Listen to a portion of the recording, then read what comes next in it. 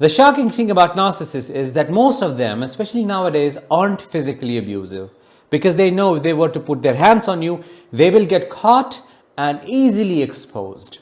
However, the damage they cause breaks you inside out, but without ever touching you. How? Let's find out in today's episode. I am Danish, a psychologist and a narcissistic abuse recovery professional. Welcome to my channel. Number one, they will praise strangers for the same things they never compliment you for. And they do it strategically. Why? To destroy your self-concept so that you lose self-confidence. To lower your levels of self-esteem and self-worth so that you depend on them for approval, which they will never give you. You may be a great cook, or you may be single-handedly taking care of so many things all at once. You may be raising your children, going to work, earning, taking care of household chores and so on. But they will never ever give you approval. Instead, they will put you down. They will find mistakes and will try to teach you how to do stuff correctly. But when with a stranger who basically does the same things as you, they shower them with compliments, especially when you are watching all of that happening, when you're listening. They do it to make you feel jealous. They clearly show you that they have the capability to admire you, to make you feel good about yourself, but they are not going to do it. Why would they? How would then you chase them? To win the approval of this stranger or to fool them into thinking that this narcissistic individual is a great person, they will admire their strength. Oh, you are such a strong person. I'm inspired by you. This dish, wow, amazing. And you have been cooking the same thing for years now and they never complimented you. By withholding praise and never giving you approval or acceptance, they destroy your self-concept. And you start perceiving yourself in a very negative way. You feel like you're not capable of doing anything. All of a sudden you have social anxiety. You feel like you are an underperformer or a failure, and you can never ever satisfy people. Why? Because your partner or your narcissistic parent has been treating you like that, because that way they feel good about themselves. This is pure evil.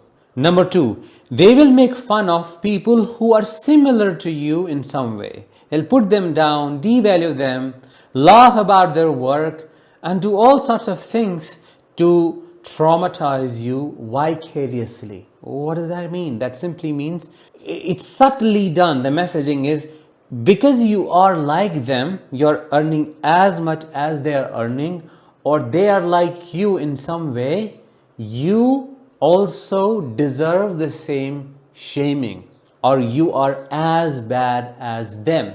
It's called abuse via proxy, but the proxy is invisible here. The third person is invisible. This is also an invisible form of triangulation. Slowly but surely, you start feeling insecure about your job, the way you carry yourself, the money you earn, the way you talk, the way you dress, the way you eat, the way you meet people.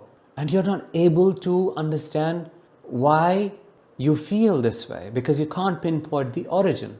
And why is that? Narcissists' subliminal messaging. They're not direct with their insults. They're not putting you down. They're just putting somebody else down. But the theme is they are putting you down through putting them down, and your subconscious absorbs all of that as if it's happening to you. That's how they abuse you, abuse your brain without ever touching you, without ever screaming or yelling at you. Number three, they will use backhanded compliments, compare you with others, and devalue your successes and achievements while exaggerating their own. No matter how big the promotion, their job is better than yours. Anybody can do that. It's not that big of a deal.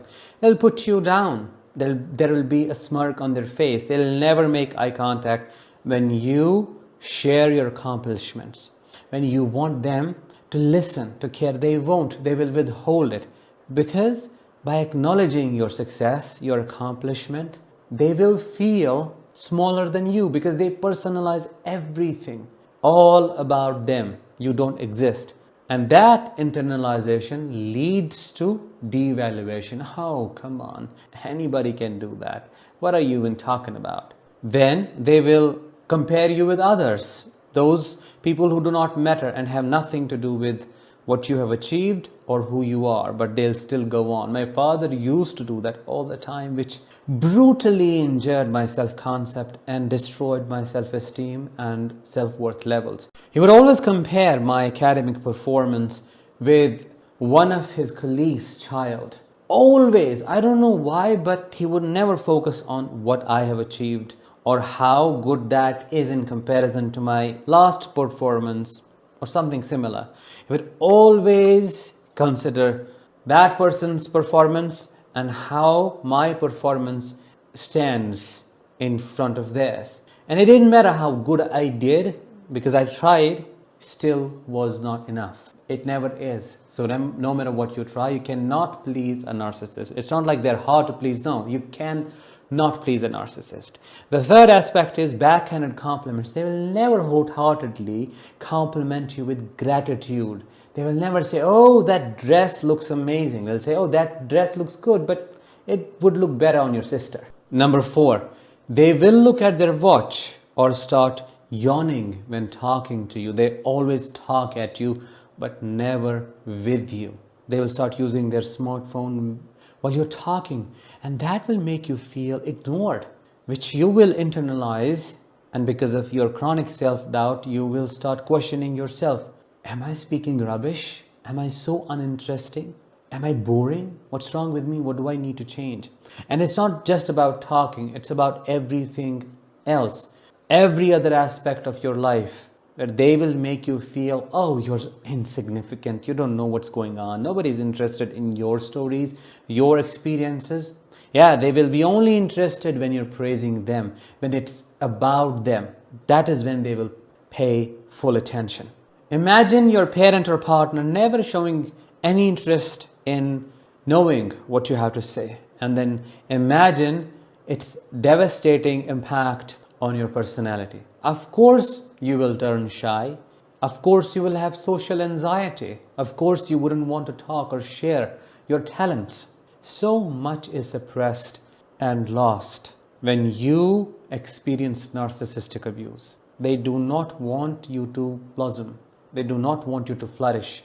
For if you do so, they feel like a failure. Number 5, they accept your gifts with a half-hearted attitude and then discard them with a subtle dismissive contempt, making you feel deflated. You may have put in hundreds of hours to make something special for your marriage anniversary or for Mother's Day or Father's Day, and you give them that gift. You don't see the joy on their face. You don't see them cheering up or tearing up. You don't see that emotional expression. What you see is a very smug face, a deflated, emotionless, callous, blank poker face. That's not bothered, because they have to put you down. As I said, if they give you any approval, they know you will win, which is what they do not want to happen. This is the reason why you end up feeling so small in yourself, especially if a parent does this to you. Every single time you come up with something huge, something that you worked really hard for, your parent, instead of approving you and saying thank you so much, puts you down and says, oh, your brother could have done a better job at making the same thing, but anyways, thank you. And that's why you have to heal that little boy, little girl in yourself, which is what I'm going to teach you in the upcoming workshop happening on May 4th and 11th on how to heal after surviving a narcissistic parent. Only a number of seats are left. You can book your spot right now by clicking the I button above or the link in the description of this episode. Number 6 and the last one. They will purposely make fun of you with their minions.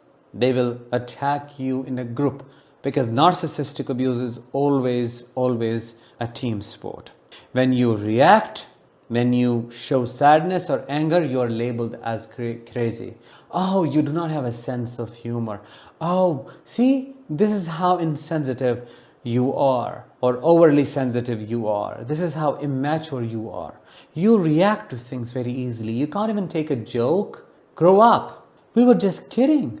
We didn't offend you. Oh, it wasn't what you thought it was. Just plain gaslighting, extreme form of gaslighting. But they get all together and make you the butt of a joke every single time they have to target somebody to feel better. When the same thing is done to them, though, they go crazy. They rage. You know how they behave and act. Even when you did not intend in any way to insult them, but they take insult and criticism in everything, literally everything that comes out of your mouth, since they are so insecure and shame driven. They never respect you. They never love you. They never show compassion or kindness towards you.